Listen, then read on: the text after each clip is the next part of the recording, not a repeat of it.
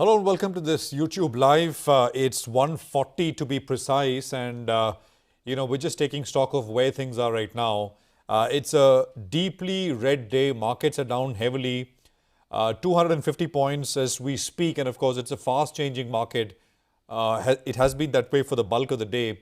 So the high point today on the Nifty has been 16,482. The low has been about 16,340, and 40-50 point moves have been frequent, both up and down. So, I mean, it's kind of tough to pinpoint. It may look like a trending down and down market. I mean, if you looked at it at one point and then looked at the market again an hour back and then 2 hours later.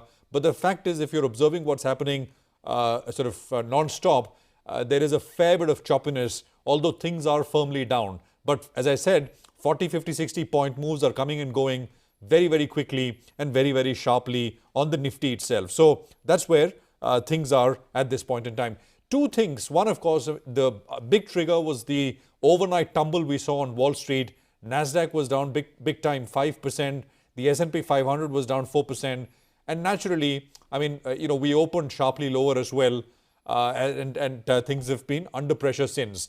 Locally, there is a factor as well. And that is essentially all that is happening as far as the Axis Mutual Fund is concerned, where, two senior people have been according to information with CNBC TV 18, have been sort of relieved of their duties. One is, of course, a dealer. The other is a fund manager.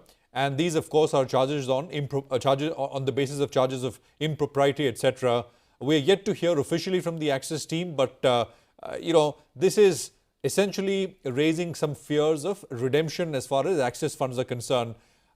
We've been highlighting on the channel as well. My colleague Nimish has been highlighting on the channel as well why some of these stocks, particular stocks, sort of heavily owned by some of these schemes of Axis, are particularly under pressure. So there is stock. Of course, we don't have any numbers to corroborate, but that is one fear, locally speaking, which is, I think, also playing out at this point in time. So those are the two big things.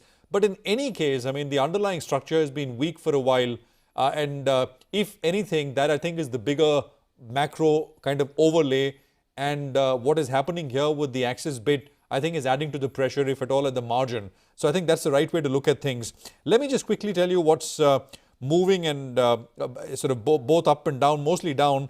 So the most under pressure is the real estate part of the market. That index, the Nifty real estate index, is down about 3%. We've got the small cap indexes, which is down about 2.5%. There is the metals space, which is down sharply, 2.5%. Dollar, of course, has been very strong. There is the IT index, which is down about 2% as well, 2.25%. Private banks are also seeing a selling pressure. Is there anything which is higher? I mean, actually, not very much at all. You'll kind of struggle to find things which are flat. Maybe, the FMCG index comes to mind, which is down just about 0.5%, and it's outperforming what the rest of the sectors are doing.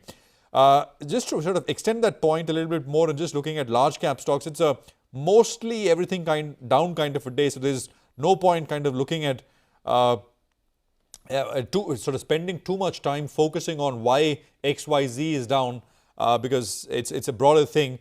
But for what it's worth, Bajaj Finance is down about 4.5%. UPL is down 4.5%. Divi's Laboratories is down 4.5%. Hindalco, Axis, Tata Motors, Wipro. I mean, we are down as we speak right now.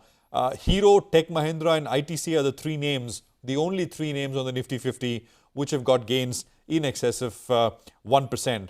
Market breadth is weak, 6:1 in favor of declines. So I think that's pretty clear which way directionally things are. As I was saying when I started speaking to you, within that time frame, we've seen a 40-odd point move. We were down 250, we're down 290 now. So as I began by saying, it may look like it's been firmly down and just there, but that's not the case. There are these sharp pullbacks, 50, 60 points, and then, I mean, those have been sold into, and this has happened multiple times from the start of the day. So we'll see how things go. Later, of course, in the US, we get the US jobs data.